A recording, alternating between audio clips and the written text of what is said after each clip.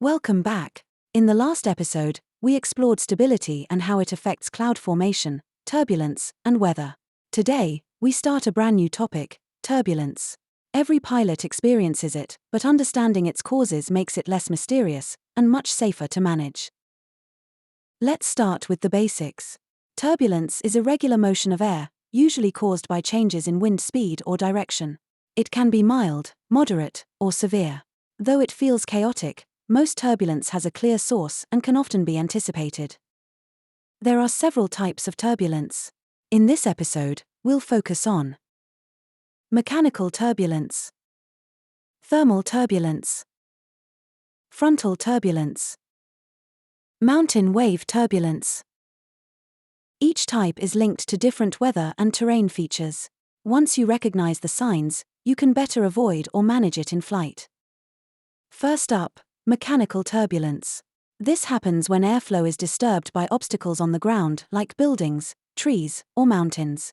It's most common at low altitudes, especially during takeoff and landing. Mechanical turbulence occurs when the wind flows over or around obstacles and creates eddies, rotating air currents. The stronger the wind and rougher the terrain, the worse it gets. Expect it near cities, valleys, or rugged terrain. Let's say you're landing at an airport surrounded by hills and the wind is gusting at 20 knots. You can expect gusty, unpredictable air near the runway threshold. Keep your approach stable and be ready to go around if needed. Next, thermal turbulence. This is caused by rising warm air, also known as thermals. It's most active during midday and early afternoon, especially in dry regions with strong sunshine and uneven heating of the ground. Thermals form over sun-heated surfaces like asphalt, plowed fields, or dry hills. As warm air rises and mixes with cooler air above, it creates bumps and jolts, usually at lower altitudes. You might feel it on climb-out or while cruising below 10,000 feet. On a clear, sunny day with no wind and cumulus clouds forming, you can bet thermal activity is high. Expect a bumpy ride, especially over terrain that heats unevenly like forest patches, cities, or farmlands. Now let's move on to frontal turbulence. This happens when air masses of different temperatures and speeds meet, especially along cold fronts. As the denser cold air pushes under warm air, it creates friction and vertical motion. Frontal turbulence tends to be stronger with fast-moving cold fronts, especially when temperature contrast is high. Watch for SIGMETs, meta wind shifts, and radar echoes, clues that a front is moving in and turbulence could intensify. Warm fronts can also bring turbulence, but it's usually weaker and higher up, within the stratiform cloud layers. It may not feel dramatic, but it can still affect aircraft control and passenger comfort during descent or approach. Let's talk about mountain wave turbulence, some of the strongest you'll face. When stable air flows perpendicular to a mountain range, it rises, then oscillates on the lee side, creating waves, rotors, and lenticular clouds. These waves can extend for hundreds of miles. Flying near or above them, you might encounter updrafts and downdrafts of several thousand feet per minute. Lenticular clouds are visual clues to stay alert, they mark the crests of these standing waves. Underneath the wave, near the surface, rotors may form turbulent, spinning air that rolls like a barrel. They're hard to see, extremely dangerous, and often occur beneath lenticular formations.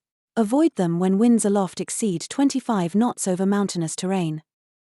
Pilots should always check for AIRMETs or SIGMETs for mountain wave activity, especially when crossing mountain ranges like the Rockies, the Alps, or the Andes. Knowing wind direction and stability helps you anticipate these hazards. Let's now review turbulence intensity levels, which ATC and PIREPs use. Light, slight, brief changes in attitude, minimal effect. Moderate, noticeable changes in altitude or attitude. Passengers feel it, unsecured objects may move. Severe, large, abrupt changes in altitude. Aircraft may be momentarily out of control. Extreme, rare. Aircraft is violently tossed and control is nearly impossible. Pilots report turbulence by combining intensity, duration, and type. For example, moderate turbulence in mountain wave activity from FL 200 to FL 280. These reports help other pilots and ATC maintain safe operations in affected areas. Let's talk about what to do during turbulence. First, maintain your assigned altitude, but accept small deviations. Fighting turbulence too aggressively can overstress the airframe. Smooth, steady corrections are best. Reduce your speed to turbulence penetration speed, VA or VB. This gives you the best margin against structural stress without stalling. It varies by aircraft weight, so always review the AFM or POH before flight. Secure loose items in the cabin and advise passengers to keep seatbelts fastened. Even light turbulence can become worse without warning. Crew injuries are common during unexpected moderate or severe encounters. Use autopilot if appropriate, but disconnect if turbulence causes erratic pitch or bank commands. Hand flying with gentle inputs is often safer. Stay alert for overspeed, altitude excursions, or roll anomalies. In moderate or worse turbulence, avoid fuel imbalance by switching tanks early. Monitor fuel flow, engine instruments, and pressurization systems. If you suspect icing or instrument errors, be ready to declare a diversion or climb above the layer. Let's talk about turbulence at cruise altitudes. Clear air turbulence, CAT, often occurs near jet streams, tropopause boundaries, or shear zones.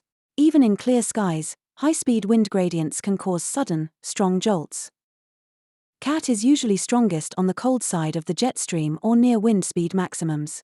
Use upper wind charts and turbulence forecasts to avoid the most intense zones. Ask ATC for altitude changes if turbulence persists. Now, what about wake turbulence?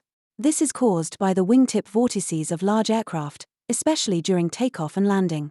If you're flying behind a heavier aircraft, stay above its glide path and wait the recommended separation time. Wake turbulence descends and drifts with the wind. For example, if the wind is light and variable, the vortices can linger over the runway or taxiways. Always adjust your touchdown point and avoid rotating too soon on takeoff. And yes, humidity and temperature can influence turbulence too. Moist, unstable air creates stronger convective turbulence. Dry air tends to produce mechanical or shear-related effects. All these interact to shape the turbulence you feel. Let's do a recap of part 1. Mechanical, thermal, frontal, and mountain wave turbulence are the big four. Each type has clear visual or meteorological clues. PIREPs, forecasts, and charts help you anticipate turbulence. Proper speed, control inputs, and cabin safety reduce the risks. In the next episode, we'll continue with turbulence, part 2. We'll explore clear air turbulence in more detail, how to use turbulence charts, and strategies for managing turbulence in flight and during pre-flight planning. See you in Meteorology number 19, Turbulence, part 2.